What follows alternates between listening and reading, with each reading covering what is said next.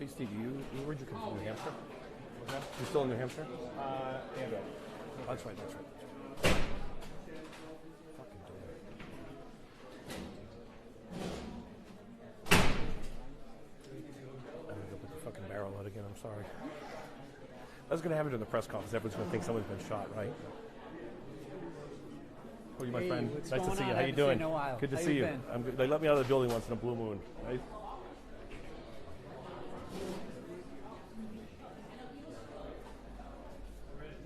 Are you going out? No. Oh, okay.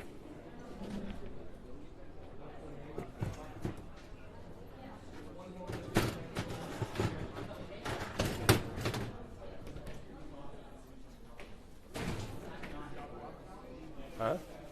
This door is slammed, so it. No, it was on the air and it slammed, and people back at the station thought I was shot. Probably wish I was, but.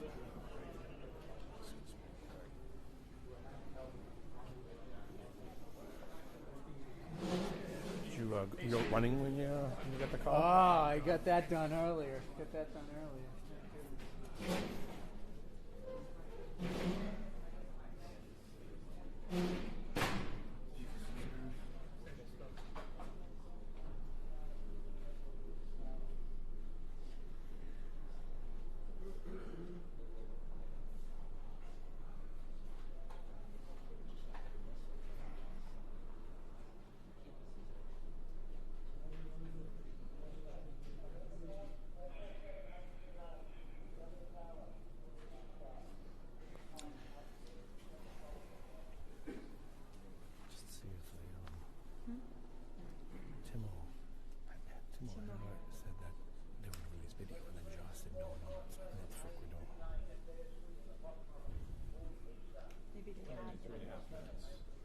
Video? You guys got video?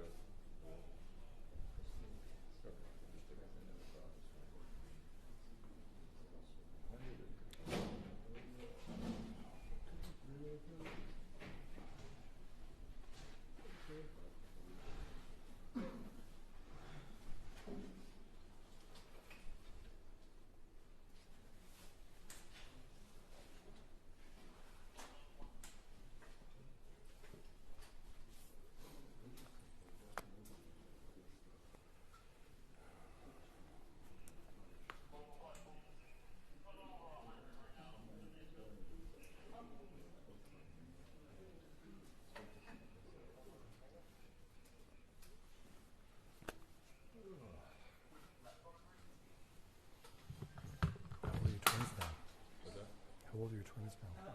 26. Oh my God. and one's living with his girlfriend. Well, that's good for you. You can just, I'm like, how does that work? Yeah. Oh, really? Really? Are they in Boston? Yeah, they're all in Southie, yeah. Well, you have to live with somebody over there. That's ridiculous. They live they work to live. Yeah. My kids wanted to go over there. I said, good luck. We good?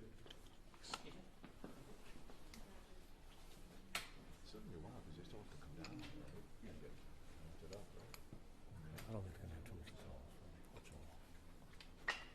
You good? Yep. I know what you should ask for Christmas, though. What's that? I know what you asked for Christmas for. A bigger wire. Other one. Yeah. Well, you probably weren't expecting to. Yeah. You wouldn't be. We have weekends off, right? Yeah. I have a longer wire on my kid. It's No, I know. yeah, that's easier to use a shorter one. Yeah.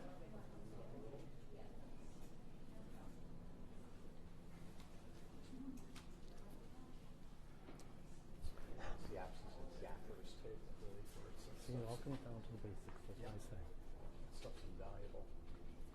Thank you.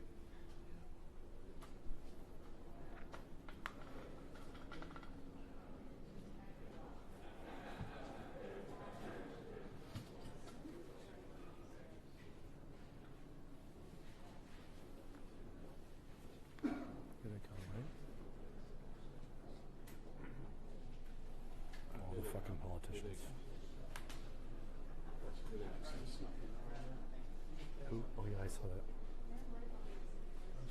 We can be able to get over there. It's just this way. Sorry.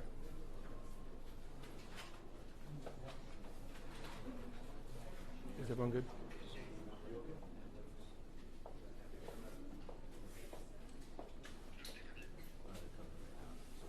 Don't come to us.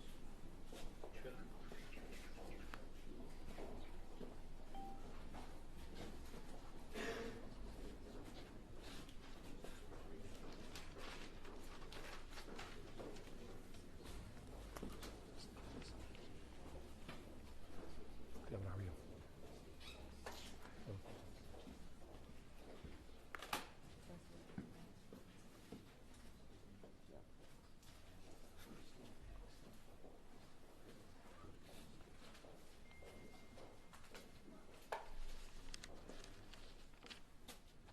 President, please.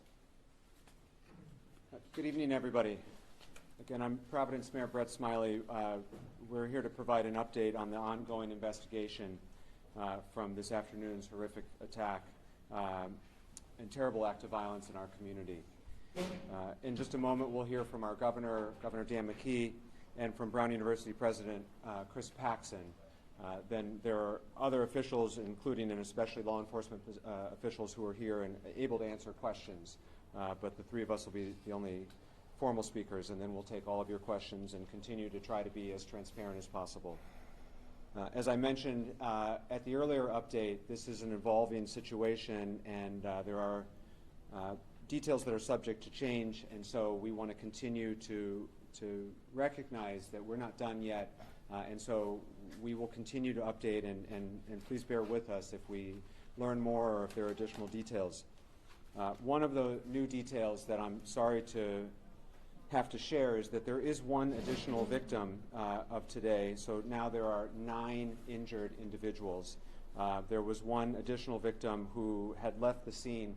It was not a gunshot wound. The individual learned that they had received fragments from the shooting that had occurred near them, and so they have non-life-threatening injuries, but is now the 9th victim who is is expected to have a full recovery.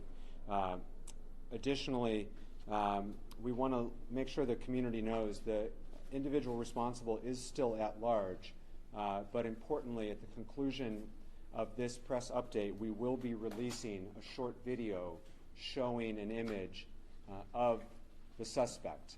That will be available to all of you when we've finished this briefing.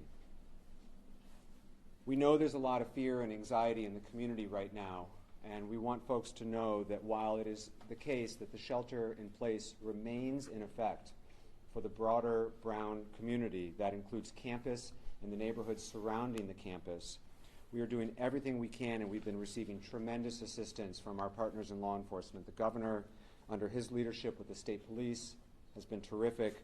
The FBI, the ATF, and many communities around Rhode Island have assisted. There are over 400 officers currently in the area assisting with both the investigation and to ensure the safety of the Providence community. Additionally, Providence Fire has been deployed to venues of assembly. We know that this is a busy time. It's a Saturday night in the holiday season, and so you may see firefighters at the mall, at PPAC, at Roger Williams Park, and we don't want anyone to be concerned that there are any issues, but rather we want folks who are out in the community tonight to see a person in a position of authority and to feel safe in our community. We have no reason to believe that there are any additional threats at this time. Any calls that have been received in the last several hours to 911 have been unrelated, and there have been no additional calls for service or calls of anything related to this incident. The video that will be released is from that building where the shooting occurred, which is the Barris and Holly building, looking towards Hope Street. And as I mentioned, that will be shared as soon as we conclude. We are still encouraging, as we did earlier, for anyone who thinks that they might have information relevant to the investigation to call the police, the Providence Police non-emergency line, which is 401-272-3121, 401-272-3121, Of course, you can also call 911, but if you have information that you think might be able to assist in our investigation, please give us a call. At this time, I'd like to turn the mic over to our Governor, Dan McKee, who's been in touch with federal, state partners and has been a tremendous assistance to us here in Providence throughout the evening. Governor? Hey, Mayor, and thank you for your leadership and all your entire team. And our job right now is to support your team, and we're doing just that. All our state resources are available, not only to the mayor, but also Brown University, which our hearts go out to Brown University. I have had calls along with the mayor, with the FBI director, Patel, who's offered assistance to us as well, a direct assistance. I just received a call from the President Trump as well, expressing the same type of urgency and the same type of offers to respond to us in a way that we, one, keep people safe, but also, two, we're going to make sure that we catch the individual that brought so much suffering to so many people. And so with that, I would just say that we're going to continue to work together. State police is on board. We know that there's going to be need for some counseling strategies, so we've already activated that through our health department. And we'll make sure that we take the lead from the mayor and then provide all the assistance we possibly can along with your lead as well, President Paxton. So with that, I'll give the mic back to you. Thank you, Governor. Now we'll introduce Brown University President Christine Paxson. Brown PD was the first to respond and has been an incredible partner, and we have two priorities right now as a community. One, to bring the individual responsible to justice, and two, to pray for the full recovery of those affected. The Brown community's heart is breaking, and Providence's heart is breaking along with it. We're a week and a half away from Christmas, and all of us are getting calls from concerned families, parents, employees, relatives, and so President, we just want you to know that Providence and Brown stand together today, tomorrow, and in the months ahead. Please. Thank you. Yes, this is the day that one hopes never happens, and it has. I really appreciate everything that the local law enforcement and everybody is doing to help find this person, make sure that we can be safe as a community. Our focus right now is on supporting the families who have been affected by this, the families of the two students who sadly lost their lives today, as well as the 8, now 9 students who are in the hospital. We've been in touch with their families. I will talk to them soon. But you know, we will come together as a community and we'll get through this. Currently, the students are still all in lockdown, as are people in the area. And hopefully we can get them back to their dorms and feeling safe and secure as soon as possible. But thank you for everything you're doing, Mayor. Thank you, Chris. We'll take questions for law enforcement personnel, anyone who's here today and share as much information as we can at this time. Can we, Dan. Dan J. from Channel 10, Mayor, as you know, can you talk a little bit about what we're going to see in this video? Or can Commander. Deputy Chief Oates? We're going to ask Commander O'Hara to answer that question. Sure. What you're going to see is a video from the building where this incident took place, 184 Hope Street.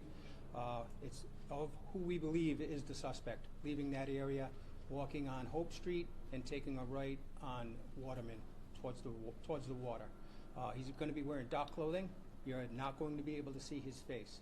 Dark gray or black clothing. And some of the witnesses have also told us that he may have been wearing a camouflage gray mask.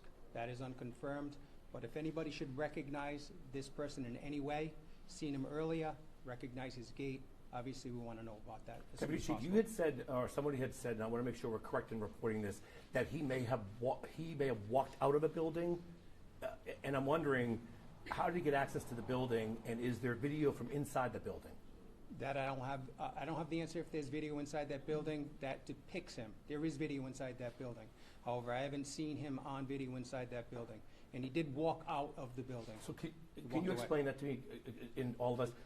So he was in the building, but we don't have video of him in the building. We haven't recognized him in the video yet. We do see some video from inside the building of a commotion. Clearly students are running.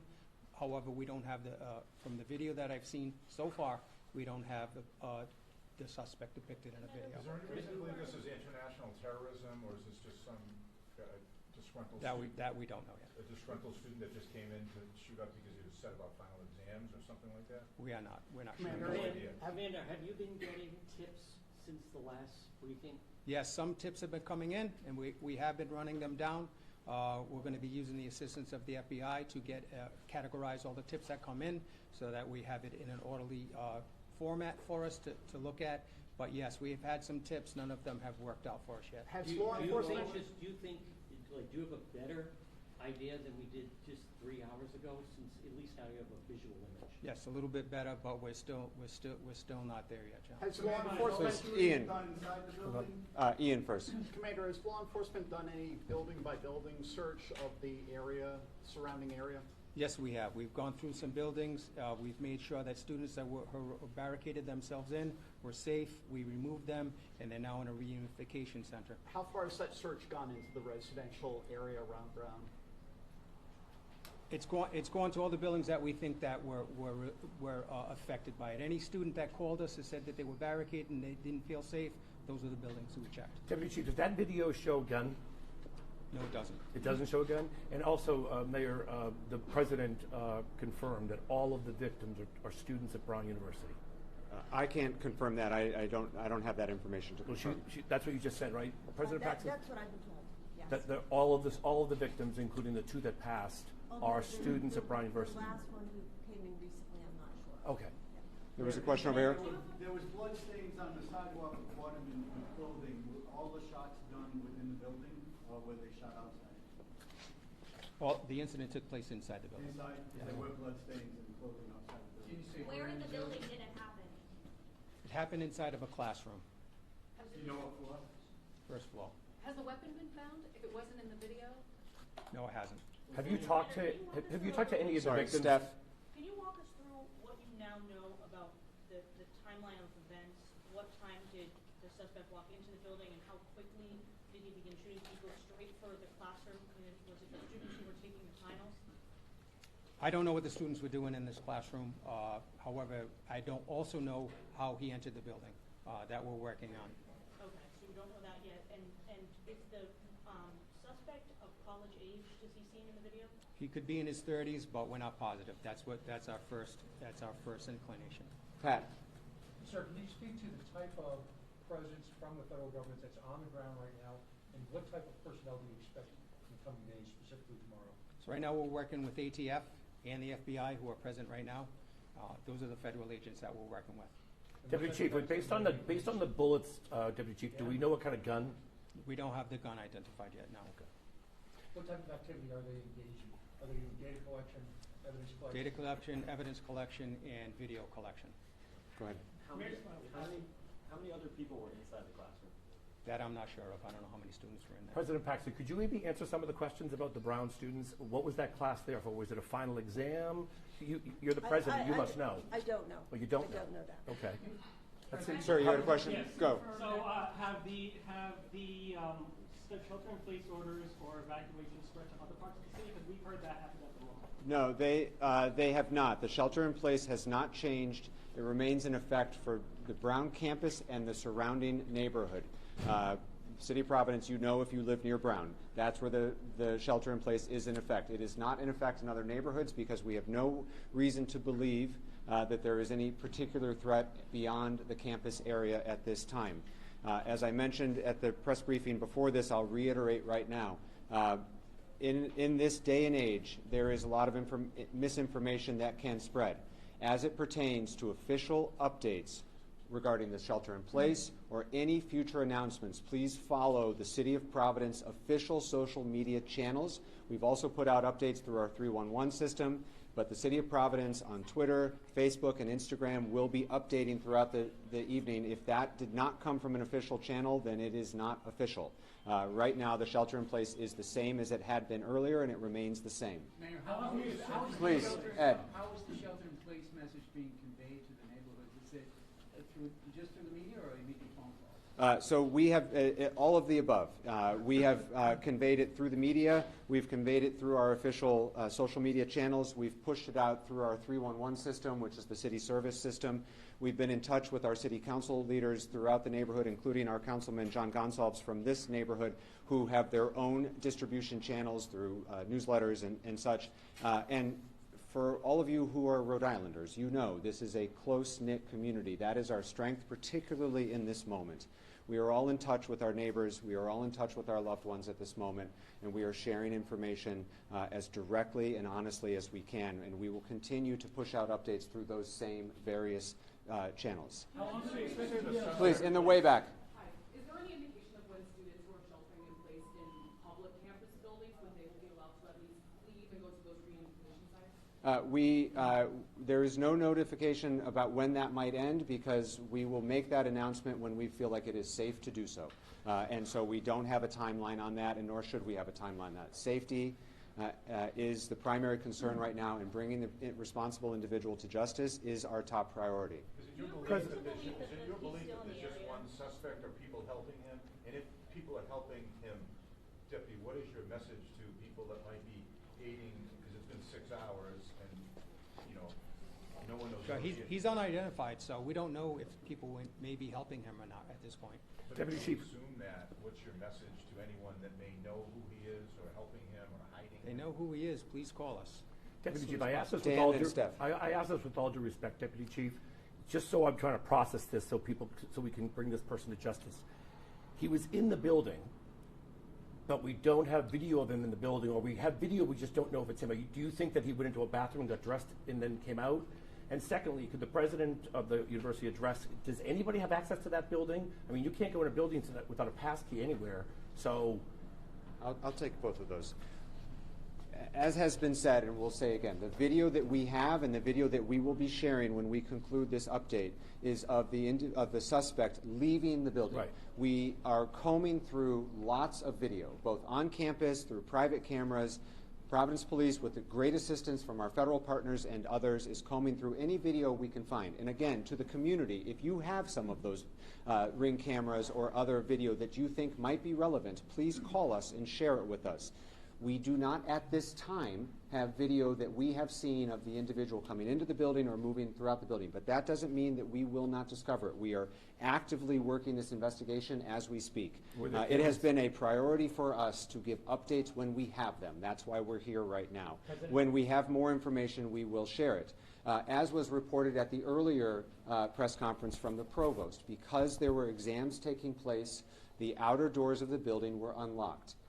There were sure to be doors inside the building that were locked and that require badge access, but the outer doors were unlocked because it was 4 o'clock while exams were taking place. That was reported earlier. That remains true now. Okay. Please, Steph.